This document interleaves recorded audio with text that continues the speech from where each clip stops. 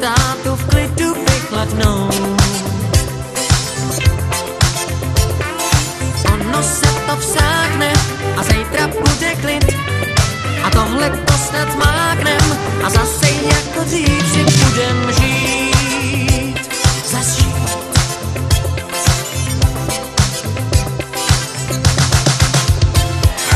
Když jsou doma kalie, tak pokaždý mě drží nad vodou.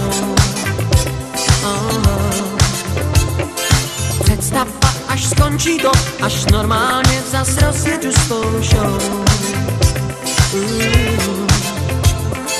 Tyhle naše scény už lidi z domu znají a u všech je